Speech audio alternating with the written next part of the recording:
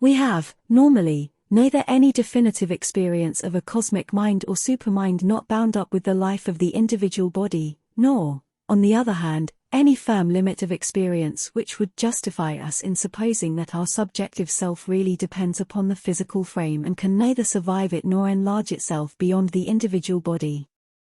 But this conscious being, which is the truth of the infinite supermind, is more than the universe and lives independently in its own inexpressible infinity as well as in the cosmic harmonies. It is a laborer of acute but limited intelligence who takes the confused material offered by life and, having improved, adapted, varied, classified according to its power, hands them over to the supreme artist of our divine manhood. That artist dwells in Supermind, for Supermind is Superman. Therefore our world has yet to climb beyond mind to a higher principle, a higher status, a higher dynamism in which universe and individual become aware of and possess that which they both are and therefore stand explained to each other, in harmony with each other, unified. It is at the point where there is the first possibility of the great passage, the transition from mind to supermind, the transfiguration of the intelligence, till now the crowned leader of the mental being, into a divine light. It is at this supreme and crucial point in the Vedic yoga that the rishi, Gautama Rahugana, seeks in himself for the inspired word. We have the emergence of that conscious being in an involved and inevitably evolving life, mind and supermind as the condition of our activities, for it is this evolution which has enabled man to appear in matter, and it is this evolution which will enable him progressively to manifest God in the body, the universal incarnation. It is this higher but not highest process of knowledge to which we can attain by passing the limits of the materialistic formula and scrutinizing life, mind and supermind in the phenomena that are characteristic of them and not merely in those subordinate movements by which they link themselves to matter. That new factor is avidya, the self-ignoring faculty which separates the action of mind from the action of the supermind that originated and still governs it from behind the veil. And when the action of the mind is consciously subordinate to this knowledge of the supermind, the truth of the process is known to it also and not at all ignored. There is no real division but only an infinitely multiple concentration into forms of being and into arrangements of the relation of those forms of being to each other, in which division is a subordinate appearance of the whole process necessary to their spatial and temporal play. Here we do not yet get back to the meeting place of mind and supermind and the point at which they originally separated. And it is obvious that it must be a subordinate and not really a separate working of the real idea, of the supermind, and must operate through what we have described as the apprehending movement of the truth consciousness.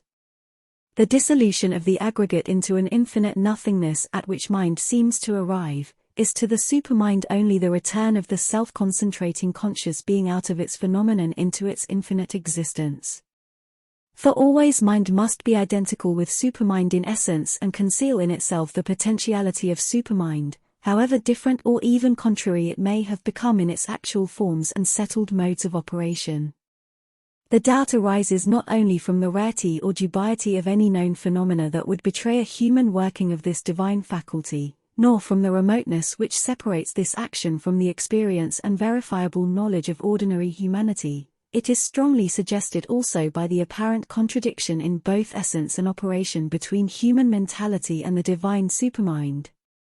And certainly, if this consciousness had no relation at all to mind nor anywhere any identity with the mental being, it would be quite impossible to give any account of it to our human notions. It may not then be an irrational or unprofitable attempt to strive by the method of comparison and contrast towards some idea of the supermind from the standpoint and in the terms of our intellectual knowledge. For we have called this state of consciousness the supermind, but the word is ambiguous, since it may be taken in the sense of mind itself supereminent and lifted above ordinary mentality but not radically changed, or on the contrary it may bear the sense of all that is beyond mind and therefore assume a too extensive comprehensiveness which would bring in even the ineffable itself. It is the cryptic verses of the Veda that help us here, for they contain, though concealed, the gospel of the divine and immortal supermind, and through the veil some illumining flashes come to us. We call it the supermind or the truth consciousness, because it is a principle superior to mentality and exists, acts and proceeds in the fundamental truth and unity of things and not like the mind in their appearances and phenomenal divisions. The existence of the supermind is a logical necessity arising directly from the position with which we have started. Before we pass to this easier understanding of the world we inhabit from the standpoint of an apprehending truth consciousness which sees things as would an individual soul freed from the limitations of mentality and admitted to participate in the action of the divine supermind, we must pause and resume briefly what we have realized or can yet realize of the consciousness of the Lord, the Ishvara, as he develops the world by his Maya out of the original concentrated unity of his being. From this solution there is no escape unless there be an intermediate link between the two which can explain them to each other and establish between them such a relation as will make it possible for us to realize the one existence, consciousness, delight in the mold of the mind, life and body. The intermediate link exists. We call it the supermind or the truth consciousness, because it is a principle superior to mentality and exists, acts and proceeds in the fundamental truth and unity of things and not like the mind in their appearances and phenomenal divisions. This knowledge and this will must be one, infinite, all-embracing, all-possessing, all-forming, holding eternally in itself that which it casts into movement and form. The supermind then is being moving out into a determinative self-knowledge which perceives certain truths of itself and wills to realize them in a temporal and spatial extension of its own timeless and spaceless existence. What we see as a clash of wills and forces, because we dwell in the particular and divided and cannot see the whole, the supermind envisages as the conspiring elements of a predetermined harmony which is always present to it because the totality of things is eternally subject to its gaze. So too mind reveals in life all that life means, all that it obscurely is in essence but cannot realize because it is absorbed in its own practical motion and its own characteristic form. So also supermind must intervene to reveal mind to itself, to liberate it from its absorption in its own practical motion and characteristic form and enable the mental being to realize that which is the hidden secret of all its formal practice and action. For mind, based on limitation and division, can act only from a given center in the lower and obscured existence, but supermind is founded on unity and it comprehends and pervades. Its action is in the universal and is in conscious communion with a transcendent source eternal and beyond the formations of the universe. For mind, based on limitation and division, can act only from a given center in the lower and obscured existence, but supermind is founded on unity and it comprehends and pervades. Its action is in the universal and is in conscious communion with a transcendent source eternal and beyond the formations of the universe. Supermind regards the individual in the universal and does not begin with him or make of him a separate being. Mind acquires knowledge and mastery, it reaches it by a constant mentalizing and willing. Supermind possesses knowledge and mastery, possessing, it throws itself out freely in various willing and knowing. Mind gropes by divided sensation, it arrives at a sort of oneness through sympathy. Supermind possesses by a free and all-embracing sense, it lives in the unity of which various love and sympathy are only a secondary play of manifestation. To see things steadily and see them whole is not possible to the mind, but it is the very nature of the transcendent supermind.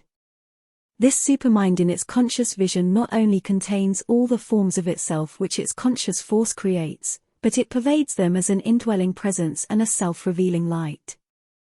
We have to regard therefore this all-containing, all-originating, all-consummating supermind as the nature of the divine being, not indeed in its absolute self-existence, but in its action as the Lord and Creator of its own worlds.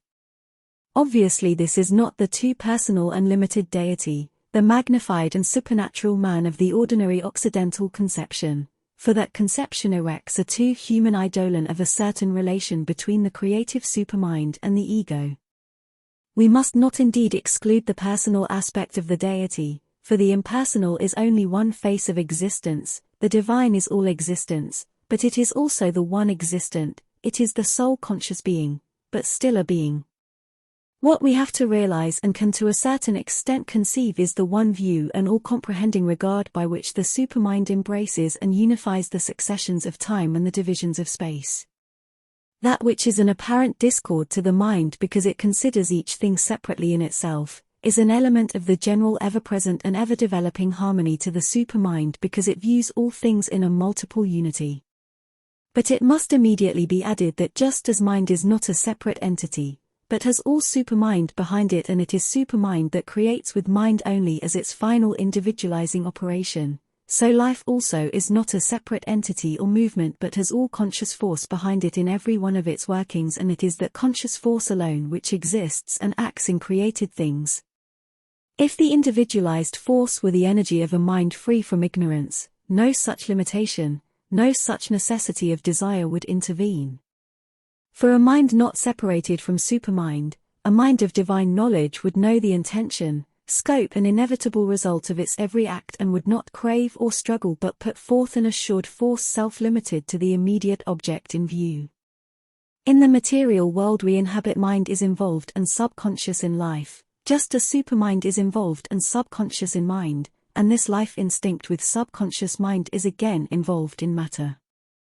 Out of this matter apparent life manifests, and it delivers out of itself by means of the living body the mind it contains imprisoned within it, and mind also has still to deliver out of itself the supermind concealed in its workings. But we can conceive a world otherwise constituted in which mind consciously uses its innate energy to create substantial forms and not, as here, only subconsciously. But then it appears immediately that as mind is only a final operation of supermind, so life is only a final operation of the conscious force of which real idea is the form and creative agent. But since, as we have now found, mind is no independent and original entity but only a final operation of the truth consciousness or supermind, therefore wherever mind is, there supermind must be. Supermind or the truth consciousness is the real creative agency of the universal existence. But the real creator is supermind, for wherever there is mind conscious or subconscious, there must be supermind regulating from behind the veil its activities and educing from them their truth of inevitable result.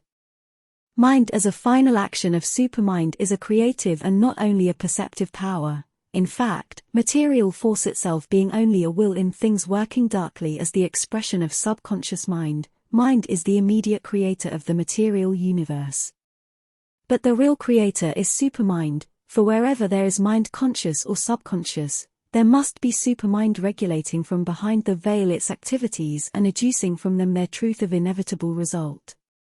Not a mental intelligence, but supermind is the creator of the universe. Mind manifests itself in the form of force to which we give the name of life, and life in matter is an energy or power in dynamic movement which builds up forms, energizes, maintains, disintegrates and recreates. Death itself is only a process of life.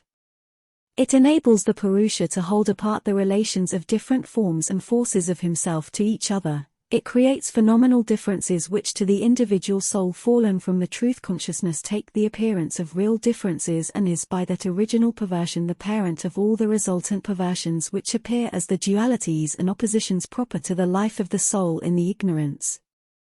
But so long as it is not separated from the supermind it supports not perversions and falsehoods, but the various working of the universal truth. We have distinguished a fourfold principle of divine being creative of the universe, existence, conscious force, bliss and supermind. Supermind, we have seen, is omnipresent in the material cosmos but veiled. It is behind the actual phenomenon of things and expresses itself there effectively through its own subordinate term, mind. Here also, in the fulfillment of our psychic being as in that of the mind and the life, we have to open ourselves to the supermind, then Satchidananda by the governing and creative supermind harmonies progressively his conscious knowledge, will, action and delight of things in the ordered truth of our personality with his infinite knowledge, power, action and delight of things in the truth of the all. The ego sense is a principle of false or imperfect mastery because it works for the individual and ignores the real and only master, the Lord of all. But in the supermind there is the true principle of possession and mastery because there we are one with the Lord both in the universal and at the same time in our activity as its individual center of knowledge, works and joy. We must therefore gain the other center in the supermind by which we shall consciously possess and not merely undergo the delight of the one in his universal existence. Through what term of our being does it manifest and fulfill itself in the action of the cosmos as the principle of conscious force manifests and uses life for its cosmic term, and the principle of supermind manifests and uses mind? We have distinguished a fourfold principle of divine being creative of the universe, existence, conscious force, bliss and supermind. We know also that mind is an inferior power of conscious knowledge or supermind to which life is the corresponding energy, for descending through supermind consciousness or chit represents itself in mind, force of consciousness or tapas represents itself in life. The descent of pure substance into material substance follows inevitably on the descent of Satchidananda through supermind into mind and life. To begin with, substance in its utter purity is pure conscious existence self-aware by identity but not yet turning its consciousness upon itself as object. Unatomic extension of substance, extension which is not an aggregation, coexistence otherwise than by distribution in space are realities of pure existence, pure substance and our knowledge of supermind, not a concept of the dividing mind. They are the reality underlying matter, but not the phenomenon which we call matter.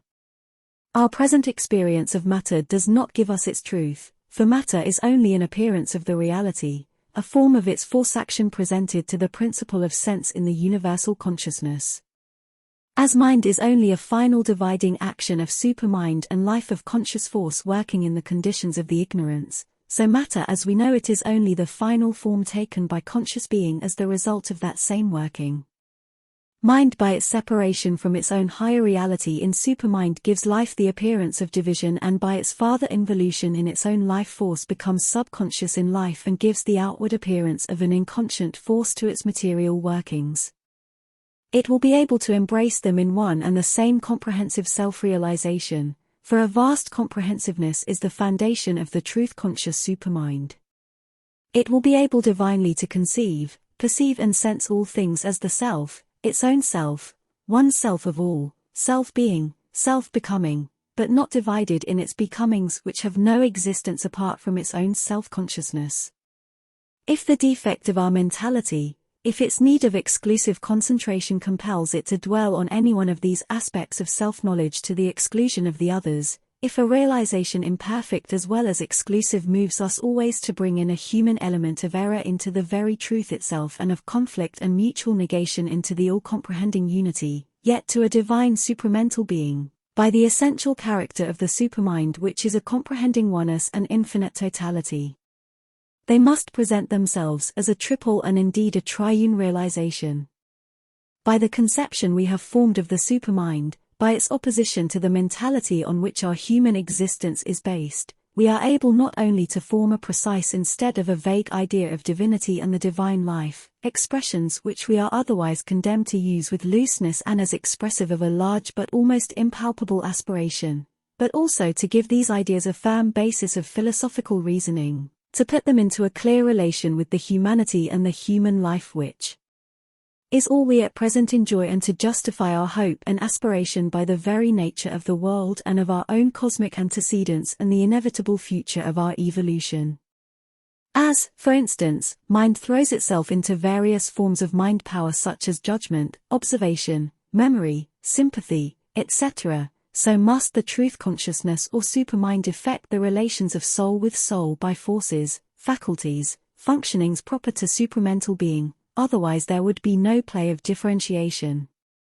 There is a conflict between opposing instincts of the body, opposing desires and impulses of the life, opposing ideas of the mind. The principle of unity is above in the supermind. Man as he develops becomes acutely aware of all these discords and seeks a reconciliation with himself and with his fellow beings. And in the mind again the conscious power that should harmonize and unite is not only limited in its knowledge and in its will, but the knowledge and the will are disparate and often at discord. The principle of unity is above in the supermind, for there alone is the conscious unity of all diversities, there alone will and knowledge are equal and in perfect harmony, there alone consciousness and force arrive at their divine equation. The third relation is the poise of being in mind and in the life which we see emerging out of this denial, bewildered by it, struggling, without any possibility of cessation by submission but also without any clear knowledge or instinct of a victorious solution against the 1001 problems involved in this perplexing apparition of man the half-potent conscient being out of the omnipotent inconscience of the material universe. The fourth relation is the poise of being in supermind, it is the fulfilled existence which will eventually solve all this complex problem created by the partial affirmation emerging out of the total denial, and it must needs solve it in the only possible way, by the complete affirmation fulfilling all that was secretly there contained in potentiality and intended in fact of evolution behind the mask of the great denial. But this conscious oneness can only be established by entering into that in which we are one with them, the universal, and the fullness of the universal exists consciently only in that which is superconscient to us, in the supermind, for here in our normal being the greater part of it is subconscient and therefore in this normal poise of mind, life and body it cannot be possessed. The lower nature is bound down to ego in all its activities, chained triply to the stake of differentiated individuality. The supermind alone commands unity in diversity. The third difficulty is the division between force and consciousness in the evolutionary existence. We have seen that as the divided mortal mind, parent of limitation and ignorance and the dualities, is only a dark figure of the supermind, of the self-luminous divine consciousness in its first dealings with the apparent negation of itself from which our cosmos commences, so also life as it emerges in our material universe, an energy of the dividing mind subconscious, submerged, imprisoned in matter. Life as the parent of death, hunger and incapacity is only a dark figure of the divine superconscient force whose highest terms are immortality, satisfied delight and omnipotence. Once this is discovered, as it is inevitably discovered by man the mental being, his destiny is determined, for he has reached the point at which mind perceives that there is something beyond itself, and from that moment his evolution towards that superior something, towards supermind, towards supermanhood is inevitably predetermined. For these two first states of life contain in themselves the seeds of a new principle and another state which must increase in proportion as mind evolves out of matter through the vital formula into its own law, and still more must all things change when as life evolved upwards towards mind, so mind evolves upward towards supermind and spirit. Precisely because the struggle for survival, the impulse towards permanence is contradicted by the law of death, the individual life is compelled to secure permanence rather for its species than for itself, and this it cannot do without the cooperation of others, and the principle of cooperation and mutual help, the desire of others, the desire of the wife, the child, the friend and helper, the associated group are the seeds of the principle of love, of the rays of the divine Son of Truth, the milk of the cow, Aditi.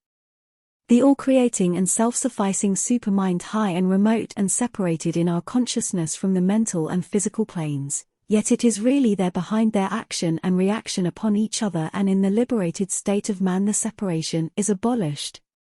Vayu. So also life is instinct with the stuff of mind, abounds with an unconscious sensation, will, intelligence, but the visible principle of mind can only emerge when the necessary vital conditions have been prepared which will permit it to organize itself in living matter. Mind too is instinct with the stuff of supermind, sympathies, unities, intuitions, emergences of pre-existent knowledge, inherent self-affectivities of will which disguise themselves in a mental form. But the visible principle of supermind can only emerge when the necessary mental conditions are prepared which will permit it to organize itself in man, the mental living creature. Mind too is instinct with the stuff of supermind, sympathies, unities, intuitions, emergences of pre-existent knowledge, inherent self-affectivities of will which disguise themselves in a mental form. But the visible principle of supermind can only emerge when the necessary mental conditions are prepared which will permit it to organize itself in man, the mental living creature. It is vibration of pure existence, instinct with the perceptive and originative power of infinite and omnipotent consciousness, shaped by the mind behind mind into the inevitable word of the truth of things, out of whatever substance on whatever plane, the form or physical expression emerges by its creative agency. The supermind using the word is the creative logos. The word has its seed sounds suggesting the eternal syllable of the Veda, Aum, and the seed sounds of the Tantrics, which carry in them the principles of things. It has its forms which stand behind the revelatory and inspired speech that comes to man's supreme faculties, and these compel the forms of things in the universe. It has its rhythms, for it is no disordered vibration, but moves out into great cosmic measures. And according to the rhythm is the law, arrangement, harmony, processes of the world it builds. Vijnana is the original comprehensive consciousness which holds an image of things in its essence, totality and parts and properties. It is the original, spontaneous, true and complete view of it which belongs properly to the supermind and of which mind has only a shadow in the highest operations of the comprehensive intellect. By this process of constant visiting and divine touch and influence the mind of the mind, that is to say, the superconscient knowledge will take possession of the mental understanding and begin to turn all its vision and thinking into luminous stuff and vibration of light of the supermind. So too the sense will be changed by the visitings of the sense behind the sense, and the whole sense view of the universe itself will be altered so that the vital, mental and supramental will become visible to the sense with the physical only as their last, outermost and smallest result. We have the same cosmic gradations as in the Puranas, but they are differently grouped, 7 worlds in principle, 5 in practice, 3 in their general groupings. The Supreme Satchit. Ananda, the triple divine worlds. The link world. Supermind, the truth, right, vast, manifested in Swar, with its 3 luminous heavens. The triple lower world. Pure mind, heaven, Dyaus, the 3 heavens. Life force, the Madrijan, Antariksha. Matter, earth, the 3 earths. And as each principle can be modified by the subordinate manifestation of the others within it, each world is divisible into several provinces according to different arrangements and self-orderings of its creative light of consciousness. Therefore out of initial matter latent life and mind have emerged as apparent life and mind, and latent supermind and the hidden spirit must emerge as apparent supermind and the triune glory of Satchidananda.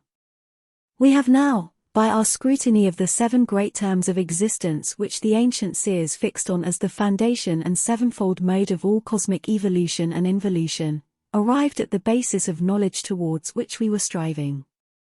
Therefore the material universe was bound in the nature of things to evolve from its bidden life apparent life, from its hidden mind apparent mind, and it must in the same nature of things evolve from its hidden supermind apparent supermind, and from the concealed spirit within it the triune glory of Satchidananda. We may therefore, if we will, pose 8 principles instead of 7, and then we perceive that our existence is a sort of refraction of the divine existence, in inverted order of ascent and descent, thus ranged. Existence matter. Consciousness force life. Bliss psyche. Supermind mind. The divine descends from pure existence through the play of consciousness force and bliss and the creative medium of supermind into cosmic being. We ascend from matter through a developing life, soul and mind and the illuminating medium of supermind towards the divine being. The knot of the two, the higher and the lower hemisphere, is where mind and supermind meet with a veil between them. The knot of the two, the higher and the lower hemisphere, is where mind and supermind meet with a veil between them. The rending of the veil is the condition of the divine life in humanity, for by that rending, by the illumined descent of the higher into the nature of the lower being and the forceful ascent of the lower being into the nature of the higher, mind can recover its divine light in the omniscient, supermind, the soul realize its divine self in the all-possessing, all-blissful Ananda. Life repossess its divine power in the play of omnipotent conscious force and matter open to its divine liberty as form of the divine existence. The rending of the veil is the condition of the divine life in humanity, for by that rending, by the illumined descent of the higher into the nature of the lower being and the forceful ascent of the lower being into the nature of the higher, mind can recover its divine light in the omniscient, supermind, the soul realize its divine self in the all-possessing, all-blissful Ananda. Life repossess its divine power in the play of omnipotent conscious force and matter open to its divine liberty as form of the divine existence. Therefore his complete perfection is through the ascent to supermind and the conquest of the physical also by the supramental substance, so that he will be able to command a diviner physical life and conquer death in a divine body. The ascent of man from the physical to the supramental must open out the possibility of a corresponding ascent in the grades of substance to that ideal or causal body which is proper to our supramental being. and the conquest of the lower principles by Supermind and its liberation of them into a divine life and a divine mentality must also render possible a conquest of our physical limitations by the power and principle of supramental substance. An ascending scale of substance from matter to spirit must mean a diminution of resistance, division and bondage, and an increasing subtlety, flexibility, power of assimilation, interchange, transmutation, unification. There is such an ascending scale from the dense to the subtle even in material substance, and beyond the subtlest material essence we have grades of other substance corresponding to the series of matter, life, mind, supermind and spirit. Each, that is to say, is the basis of a world or other kind of existence in which these higher principles successively dominate the others and fulfill themselves with their aid. Without going deeply into matters which are too occult and difficult for our present inquiry, we may say, adhering to the system on which we have based ourselves, that these gradations of substance correspond to the ascending series of matter, life, mind, supermind, and that other higher divine triplicity of Satchidananda. Their mind dominates as the original formula, its purpose prevails, its demand overrides all others in the law of the divine manifestation. At a yet higher reach, supermind replaces mind as the dominant principle, and we enter into those ranges of cosmic being which to the old Vedic seers were the world of illuminated divine existence and the foundation of what they termed immortality, and which later Indian religions imaged as the Brahmaloka, a supreme self-expression of the being, a spirit in which the soul liberated into its highest perfection possesses the infinity and beatitude of the eternal Godhead. Brahman is the sole material as well as the sole cause of the universe, and matter also is Brahman. It is, like life, mind and supermind, a mode of the eternal Satchidananda. Still, practically, matter seems to be cut off from spirit and even its opposite, and the material existence incompatible therefore with the spiritual. As this apparently brute and inert matter is everywhere and always instinct with the mighty dynamic force of life, as this dynamic but apparently unconscious life secretes within it an ever-working unapparent mind of whose secret dealings it is the overt energy, as this ignorant, unillumined and groping mind in the living body is supported and sovereignly guided by its own real self, the supermind, which is there equally in unmentalized matter, so all matter as well as all life, mind and supermind are only modes of the Brahman, the eternal, the spirit, Satchidananda, who not only dwells in them all, but is all these things though no one of them is his absolute being. As this apparently brute and inert matter is everywhere and always instinct with the mighty dynamic force of life, as this dynamic but apparently unconscious life secretes within it an ever-working unapparent mind of whose secret dealings it is the overt energy, as this ignorant, unillumined and groping mind in the living body is supported and sovereignly guided by its own real self, the supermind, which is there equally in unmentalized matter, so all matter as well as all life, mind and supermind are only modes of the Brahman, the eternal, the spirit, Satchidananda, who not only dwells in them all, but is all these things though no one of them is his absolute being. But no such consequence ensues if, on the contrary, it is the immortal and infinite spirit that has veiled itself in the dense robe of material substance and works there by the supreme creative power of supermind, permitting the divisions of mind and the reign of the lowest or material principle only as initial conditions for a certain evolutionary play of the one in the many. Such a supramental being would, as we have seen, liberate the mind from the knot of its divided existence and use the individualization of mind as merely a useful subordinate action of the all-embracing supermind. And he would liberate the life from the knot of its divided existence and use the individualization of life as merely a useful subordinate action of the one conscious force fulfilling its being and joy in a diversified unity. This transformation cannot be complete or really executed without the awakening of the truth mind, which corresponds in the mental being to the supermind and is capable of receiving mentally its illuminations.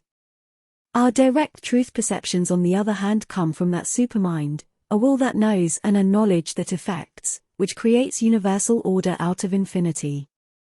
It takes as its basis the three principles of our ordinary being, mind, life and matter, the triune spiritual principle of Satchidananda and the link principle of Vijna, supermind, the free or spiritual intelligence, and thus arranges all the large possible poises of our being in a tier of 7 planes, sometimes regarded as 5 only, because only the lower 5 are wholly accessible to us, through which the developing being can rise to its perfection. These highest worlds are therefore supramental. They belong to the principle of supermind, the free, spiritual or divine intelligence or gnosis, and to the triple spiritual principle of Satchidananda. It is this chit which modifies itself so as to become on the truth plane the supermind, on the mental plane the mental reason, will, emotion, sensation, on the lower planes the vital or physical instincts, impulses, habits of an obscure force not in superficially conscious possession of itself. The link between the spiritual and the lower planes of the mental being is that which is called in the old Vedantic phraseology the Vijnana, and which we may term the truth plane or the ideal mind or supermind, where the one and the many meet and our being is freely open to the revealing light of the divine truth and the inspiration of the divine will and knowledge. To the former belong infinite being, infinite consciousness and will, infinite bliss, and the infinite comprehensive and self-effective knowledge of supermind, for divine principles. To the latter belong mental being, vital being, physical being, 3 human principles. But with the extension of our knowledge we discover what this spirit or oversoul is. It is our own highest, vastest self. It is Satchidananda creating us and the world by the power of that divine Maya of his which we have called the supermind. That is the real being, Lord and Creator, who has descended into that which we call the inconscient and constitutes and directs its subconscient existence by his supramental will and knowledge, has ascended out of the inconscient and dwells in the mental being constituting and directing its subliminal existence by the same will and knowledge, has cast up out of the subliminal our surface existence and dwells secretly in it, overseeing with the same supreme light and mastery its stumbling and groping movements. Brahman, they said, is matter, is life, is mind, is supermind, is cosmic delight, is Satchidananda, yet it cannot really be defined by any of these things, not even by our largest conception of Satchidananda. Thus then, the 7 principles of existence are, first of all, 1 in their reality, for if even the matter of the most material universe is nothing but being of spirit made an object of sense, envisaged by its own consciousness as the stuff of its forms, much more must the life force that constitutes itself into form of matter, and the mind consciousness that the own itself out as life, and the supermind that develops mind as one of its powers, be nothing but spirit itself modified in action, not modified in real essence. We admit the creative mind, but see that it is only a half-luminous shadow of the divine supermind and can only arrive at its own perfection by admitting the light of the higher knowledge and transforming its own more ignorant and conflicting values and powers into the harmonious values and divinely effective powers of the supramental truth. But the universe is, we have seen, only the universal mind and life force determined in the forms of material substance and determining them according to the laws fixed by the divine supermind, gnosis or self-knowledge and all-knowledge. Therefore we must regard our race life as part of one line, the line with which we here upon earth are concerned, of the evolutionary self-manifestation of the spirit or universal being in a material universe. Each series of grades of consciousness is determined by the fact of consciousness being more or less involved, quite involved in inconscient matter, hesitating on the verge between involution and conscious evolution in the first or non-animal forms of life in matter, consciously evolving in mind housed in a living body, to be fully evolved by the awakening of the supermind in the embodied mental being. To each series of grades belongs its appropriate class of existences, material forms and forces, vegetable lives, animals and half-animal man, divine beings, but there is no rigid line between them except such as has got settled by the fixed habit of nature.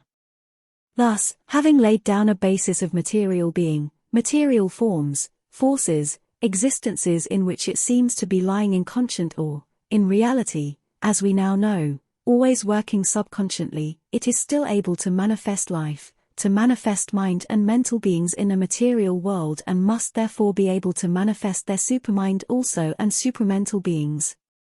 This is the general principle of the evolution.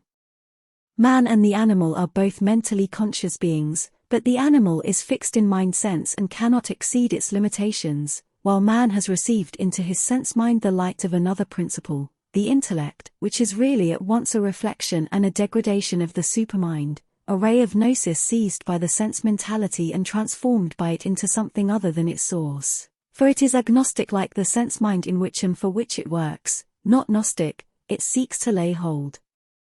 on knowledge, but does not hold knowledge in itself. We must observe that this fixing successively in higher and higher principles does not carry with it the abandonment of the lower grades, any more than the dwelling in the lower grades means the absence of the higher principles.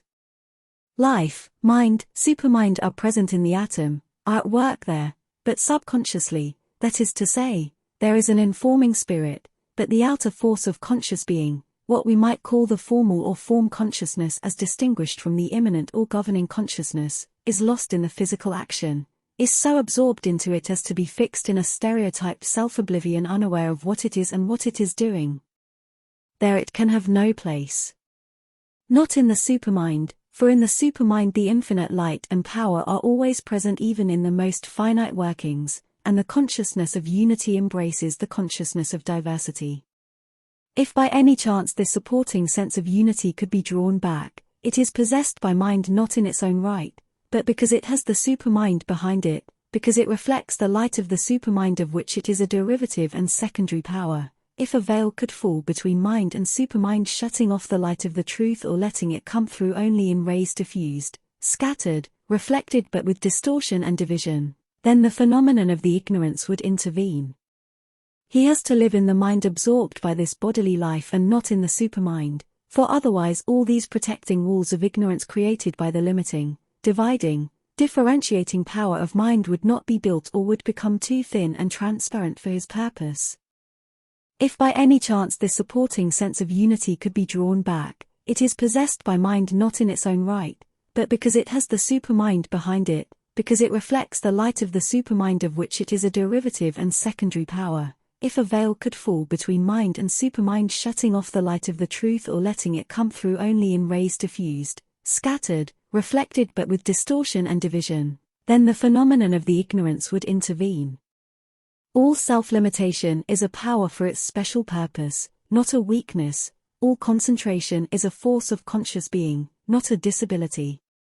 It is true that while the supermind is capable of a comprehensive, multiple, infinite self-concentration, this is dividing and limited. It is true also that it creates perverse and partial and in so far false values of things, but we have seen the object of the limitation and of this partiality of knowledge, and the object being admitted, the power to fulfill it must be admitted also in the absolute force of the absolute being. Therefore we have not to be satisfied by a vague or an ecstatic ascent into spirit or by a formless exaltation through the touch of its infinities. We have to possess its planes and its instruments, the supermind and those yet higher essential principles of pure bliss, pure force, pure consciousness, pure being, and raise by them our normal human nature into the divine. Into that we have to heighten our force of consciousness, so that we may dwell on the superior planes of mind into which the supermind and the spirit can throw themselves and can make themselves initially manifest and govern from them our lower being. Afterwards, when our humanity is ready for the yet sublimer ascent, we may get beyond the mental into the supramental itself and the pure spiritual. For of right action and right being, not in the imperfect human sense of our petty moralities, but in the large and luminous movement of a divine living, the conditions are union with God, unity with all beings and a life from within outwards in which the source of all thought, will and action shall be the spirit working through the truth and the divine law spontaneous in the supermind. Thus we see that the growth into the divine life is a growth out of the sevenfold ignorance into the sevenfold knowledge, and the growth is a completion of the upward process of nature by which it heightens the forces of consciousness from principle to higher principle of being. This universal man is that which is developing in the human race the power that shall grow to supermind and spirit and become the God in man who is aware of his true and integral self and the divine universality of his nature. Our theory of existence runs that the universe is a manifestation of a supreme reality, whose primal nature is Satchidananda. It is a manifestation in three original terms, an infinite existence, an infinite consciousness which is in its power infinite force and will, and an infinite delight, with a fourth, effective, the all-developing supermind, and 3 subordinate and limiting, mind, life and matter. We have shown that mind and life and matter are derivations from the self through a spiritual mind or supermind, which is the real support of cosmic existence, and by developing mind into that, man can arrive at the real truth of the spirit in the world and the real truth and highest law of life. For before the decisive change can be made, the intellectual reason has to be converted into the intuitive, until that again can rise into the higher revelatory divine mind or supermind, the mental will into the intuitive and into the higher divine will, and all the other members have, mainly by the compelling force and light of these, to undergo a similar conversion. It is to possess him not only in pure self, but in all self, not only in self, but in nature, not only in spirit, but in supermind, mind, life and body, to possess him with the spirit, with the mind, with the vital and the physical consciousness, and it is again for all these to be possessed by him, so that our whole being is one with him, full of him, governed and driven by him. In the descent, the soul carries with it into the inconscience of material nature all the powers which have created the higher worlds and are their principle of active being. Therefore, once arrived, once the principle of material existence has been posed and organized on the basis of the nescience, it cannot rest there, but most necessarily develop that which is within it, whence the principle of evolution, the evolution of life in the material universe, of mind in the material universe, of supermind and spirit in the material universe. And that means the evolution of beings in the physical body who reveal and fulfill these higher principles in the earth existence, the graded evolution that we see around us.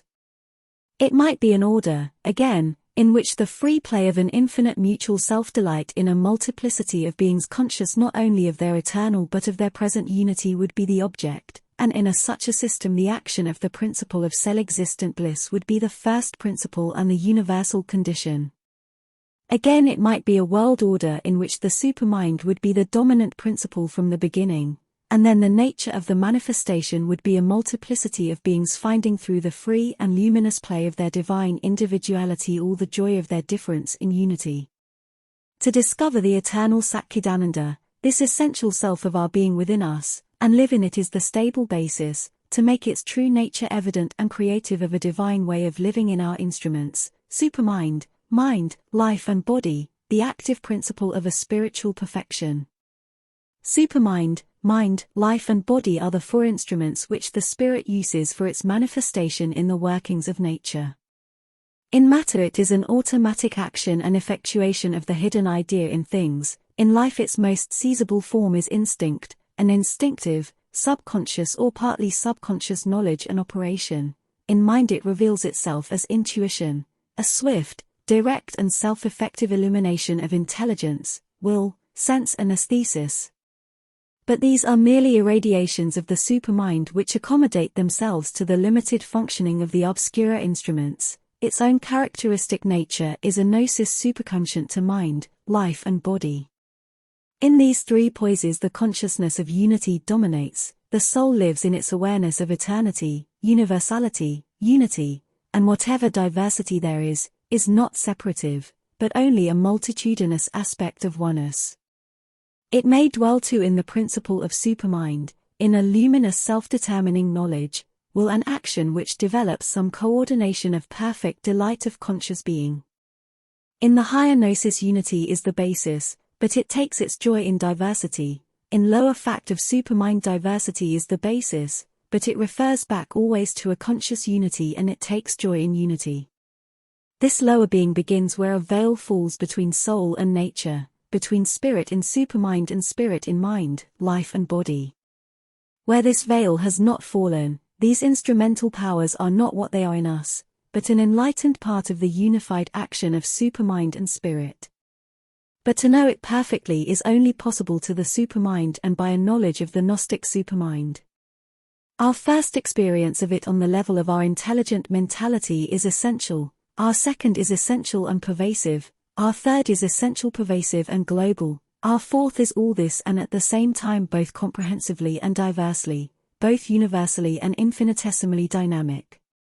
Secondly, we find that in each and in all, working out each by the law of its being which it carries in itself, sees and spontaneously fulfills, is the supermind, the universal supermind is involved in all from the atom and election upward. To this higher power of consciousness we have given the name of supermind. It acts upon the human intelligence by pouring into it the light of intuition and direct experience of truth. It is capable of reshaping the intelligence partially or wholly into an intuitive mentality, but beyond the highest intellectual mentality is its own proper domain of integral light and power, where it reveals itself as a complete gnosis, the working of an infinite and universal divine mind or intelligence which is everywhere present and operative in the cosmos, but has its origin in the transcendent existence. The crux of the difficulty lies in the possession by the spirit of the power and nature of supermind which maintains unity in diversity, has the experience of the infinite in the finite, of the transcendent and universal consciousness in the individual, of the one all-harmonizing will in a myriad diverse willings, of the reconciling supramental knowledge behind all the conflicting variations of mind, of the immortal life in the apparent mortality of our existence, of the inalienable self-existent delight in all the experience that to the mind takes on the tints of pain, pleasure and neutral indifference. If man too can possess this power and nature of supermind, perhaps even if he can at all securely reflect and be in perfect tune with it, his difficulty is solved, but if that is forever to him impossible, then his progressive existence must end in defeat, or else there is no true progression. His nature must always move in a cycle of contradiction and imperfection, and self-elimination from the cosmos is his only issue. But it is meant that the sitter of the active integral perfection will live dynamically in the working of the transcendent power of the divine spirit as a universal will through the supermind individualized in him for action. His works will therefore be the works of an eternal knowledge, an eternal truth, an eternal might, an eternal love, an eternal Ananda, but the truth, knowledge, force, love, delight will be the whole essential spirit of whatever work he will do and will not depend on its form. They will determine his action from the spirit within, and the action will not determine the spirit or subject it to a fixed standard or rigid mold of working.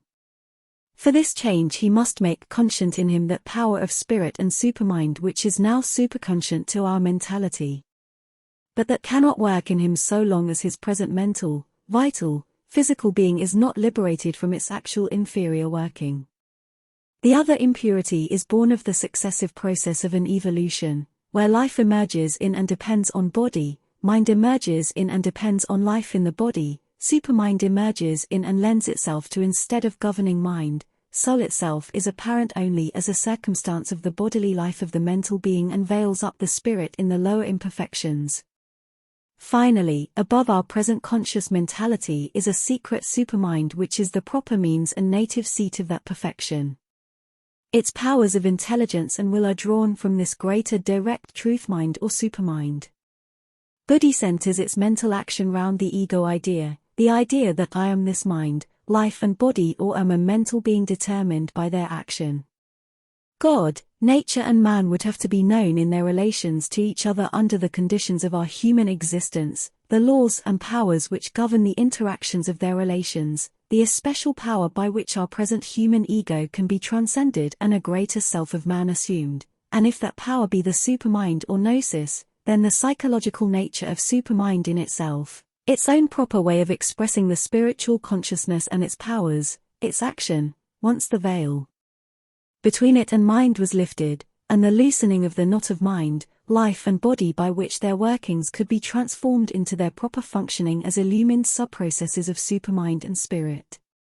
God, nature and man would have to be known in their relations to each other under the conditions of our human existence, the laws and powers which govern the interactions of their relations, the especial power by which our present human ego can be transcended and a greater self of man assumed. And if that power be the supermind or gnosis, then the psychological nature of supermind in itself, its own proper way of expressing the spiritual consciousness and its powers, its action, once the veil between it and mind was lifted, and the loosening of the knot of mind, life and body by which their workings could be transformed into their proper functioning as illumined sub-processes of supermind and spirit. Finally, we should have to regard the practical outward effect of this inward change, find the formula of a divine supermanhood in the life of the race. Matter always contained in it the hint of life and all that comes out by life, life ever contained in it the hidden power of mind and of all that comes out by mind, mind contains in it the power of supermind and spirit and at every point betrays gleams and hints of the things it conceals and of which it is itself an erring and baffled formulation.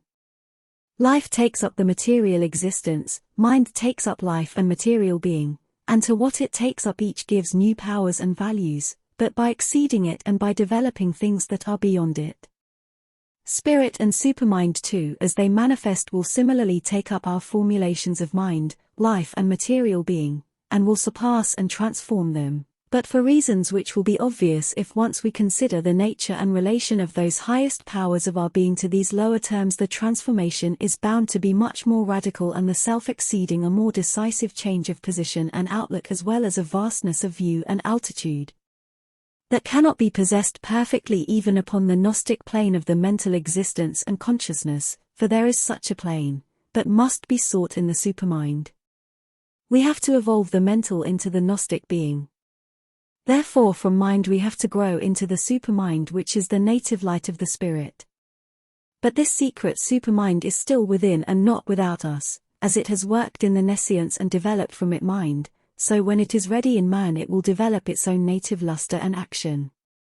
By drawing back again from that ignorant absorption we can recover amply our own infinite spiritual being, its consciousness and delight, and dwell within unaffected by our limitations of mind, life and body, but by conversion of mind into supermind we can bring to the power of the spirit to change the values of mind, life and body, so that the finite in which outwardly we live becomes more and more a conscious representation of the divine being. That is not utterly possible in its fullness on the mental level, for it is the nature of mind to emphasize separation and, where the supporting force of separativeness is taken away from it, it tends to lose itself in indeterminate unity. But supermind is the eternal link between the being of the one and his manifold action in the many. To achieve spirituality is the first necessity, because gnosis or supermind is only an instrument, it is the characteristic instrument of fully self-conscious spirit working in the world, as mind is the characteristic instrument of spirit conscious in matter and of material living, but not yet self-conscious in the form. There is another, a superintellectual power of intuition, much rarer than these its more normal workings, in which there comes a nearer approach to the characteristic ways of working of the supermind, though it still leans much on the limitations of mind and in a way or to a very great extent limits itself by the highest scope of the mental action. But here the higher self, belonging to the supramental sphere, is the divine soul, and only by the action of the divine himself leaning down to the human aspiration could such a great conversion be effected.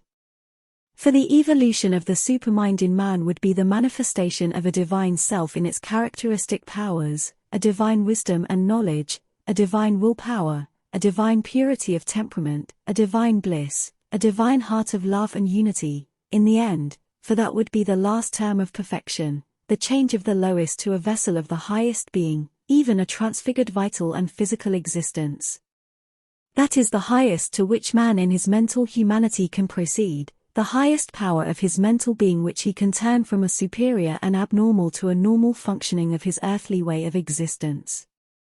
Supermind acting entirely in its own power, although we may give to its functions the same names, may call it intuitional, inspirational, revelatory, is something quite otherwise spontaneous, sovereign, luminously imperative, tranquilly and royally self-fulfilling.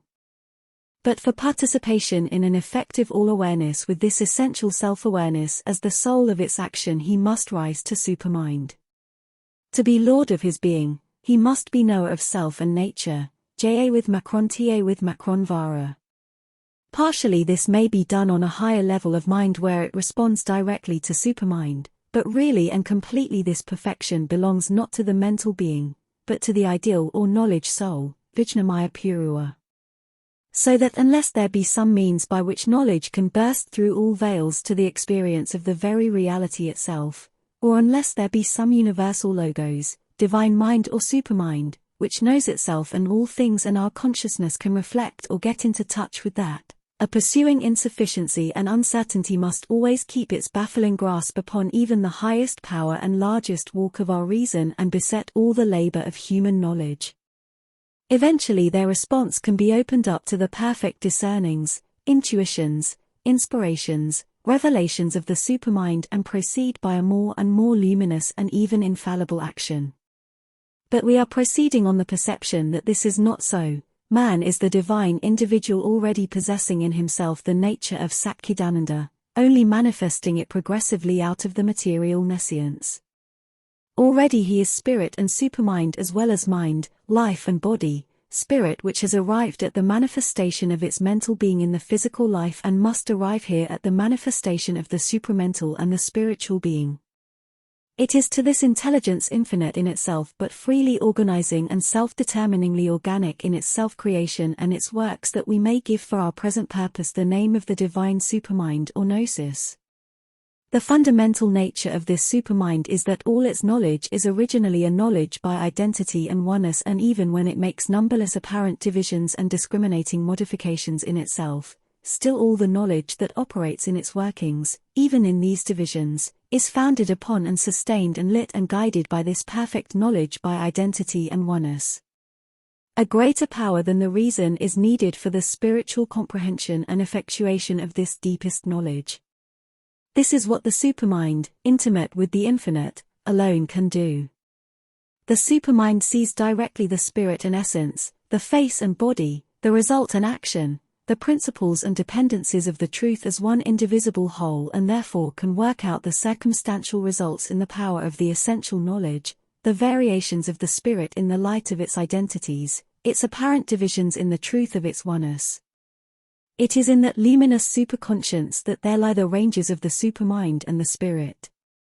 The supermind is again, because it acts and creates as well as knows, not only a direct truth consciousness, but an illumined, direct and spontaneous truth will.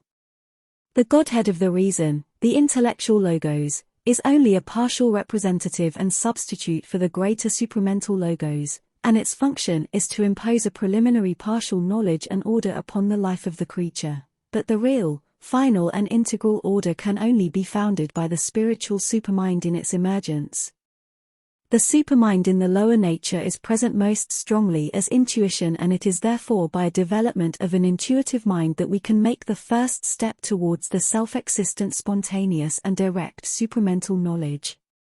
The question is how far the perfected human being can raise himself above mind, enter into some kind of fusing union with the supramental and build up in himself a level of supermind, a developed gnosis by the form and power of which the divine Shakti can directly act, not through a mental translation, but organically in her supramental nature.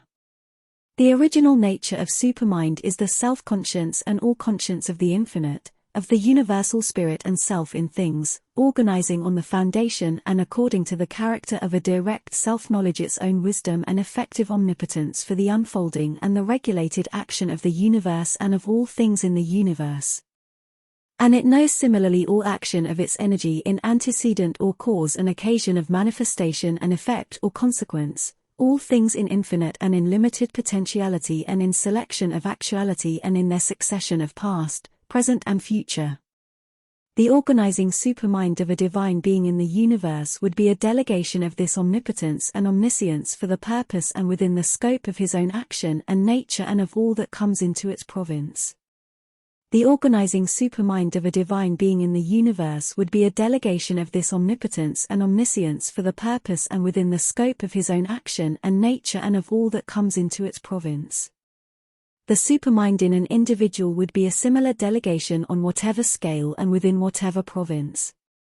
But while in the God this would be a direct and an immediate delegation of a power illimitable in itself and limited only in action, but otherwise unaltered in operation, natural to the being and full and free always, in man any emergence of the supermind must be a gradual and at first an imperfect creation, and to his customary mind the activity of an exceptional and supernormal will and knowledge.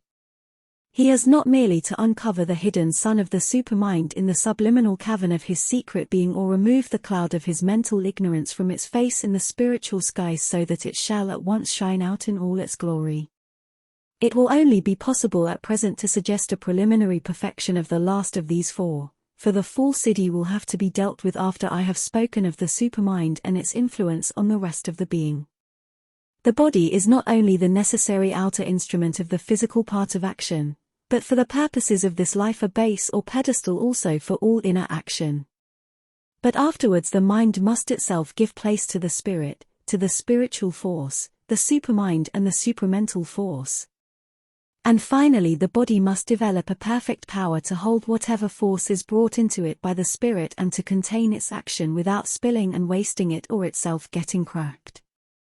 It will be able to conduct an unlimited action of the mind or at a higher stage of the supermind without the body betraying the action by fatigue, incapacity, inaptitude or falsification. Therefore the full and free working of the pranic Shakti is required not only for the lower but still necessary use, but also for the free and full operation of mind and supermind and spirit in the instrumentality of our complex human nature. But if it is lame or soon tired or sluggish or weak, then an incapacity is laid on the effectuation of the will and activity of the mind. The same rule holds good of the supermind when it first comes into action. There are indeed states and activities in which the mind takes up the pranic Shakti into itself and this dependence is not felt at all, but even then the force is there, though involved in the pure mental energy. For everything in the mind derives from and is a limited, inferior, groping, partial or perverse translation into mentality of something in the supermind. But neither of these movements can be successfully executed by the sole individual unaided power of the mental Purusha in us, but needs the help, intervention and guidance of the Divine Self, the Ishvara, the Purushottama. But neither of these movements can be successfully executed by the sole individual unaided power of the mental Purusha in us, but needs the help, intervention and guidance of the Divine Self, the Ishvara, the Purushottama. For the supermind is the divine mind and it is on the supramental plane that the individual arrives at his right, integral, luminous and perfect relation with the supreme and universal Purusha and the supreme and universal Para-Prakriti. And as the crown of this process she will bring down the supramental light into the mental levels, change the stuff of mind into the stuff of supermind, transform all the lower energies into energies of her supramental nature and raise us into our being of gnosis. The Shakti will reveal herself as the power of the Purushottama, and it is the Ishvara who will manifest himself in his force of supermind and spirit and be the master of our being, action, life and yoga. The voice of poetry comes from a region above us, a plane of our being above and beyond our personal intelligence, a supermind which sees things in their innermost and largest truth by a spiritual identity and with a lustrous effulgency and rapture, and its native language is a revelatory, inspired, intuitive word, limpid or subtly vibrant or densely packed with the glory of this ecstasy and luster. I may cite as an example of this development of Vedic idea and image a passage of the Taittiriya in which Indra plainly appears as the power and godhead of the divine mind or supermind. He who is the bull of the Vedas of the universal form, he who was born in the sacred rhythms from the immortal, may Indra satisfy me through the intelligence.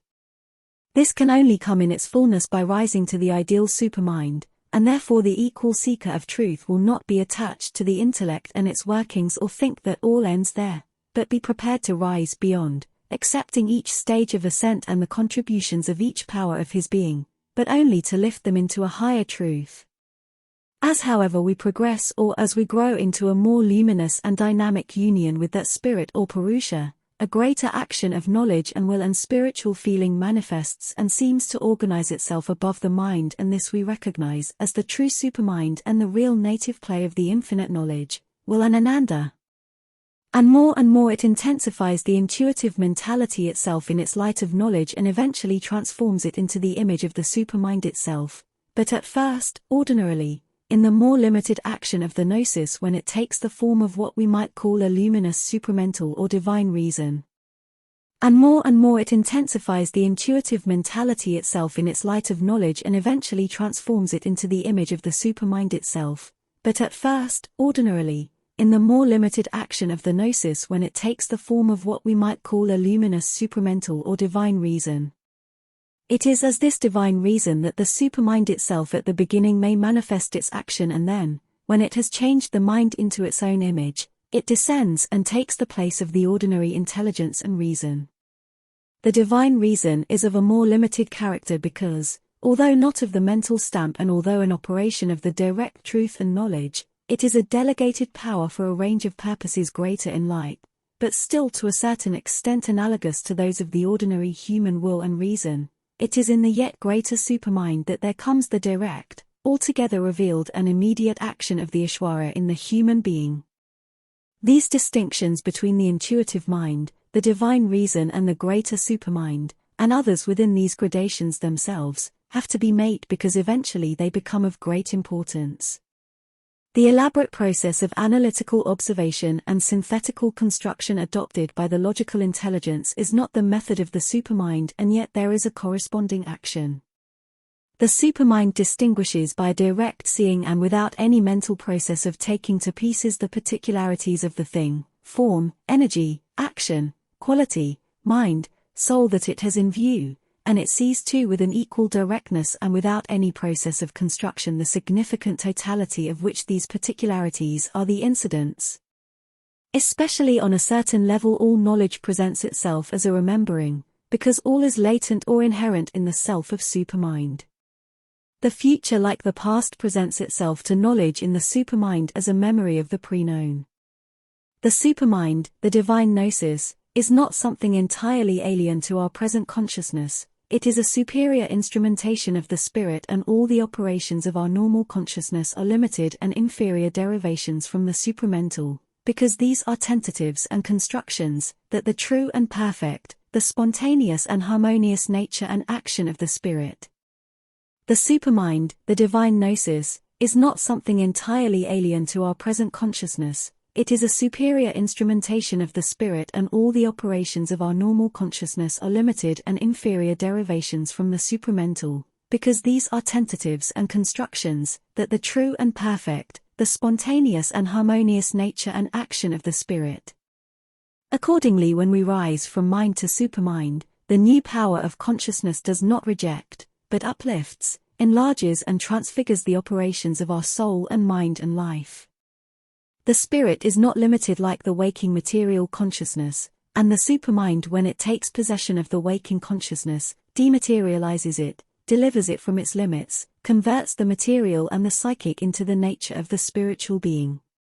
It would be to go altogether outside present limits to attempt anything like an adequate presentation of the whole character of the supermind, and it would not be possible to give a complete presentation, since the supermind carries in it the unity, but also the largeness and multiplicities of the infinite. The reason tries to arrive at a better arrangement, aims at a better control, a rational or an ideal harmony, and in this attempt it is a delegate or substitute of the supermind and is trying to do what only the supermind can do in its own right. But actually it is not able wholly to control the rest of the being, and there is usually a considerable difference between the rational or ideal harmony we create in our thoughts and the movement of the life. This unity reaches its greatest completeness in the highest supermind. The harmony, the unity are inevitable because the base in the supermind is knowledge, and characteristically self-knowledge, the knowledge of the self in all its aspects. The transition from mind to supermind is not only the substitution of a greater instrument of thought and knowledge, but a change and conversion of the whole consciousness.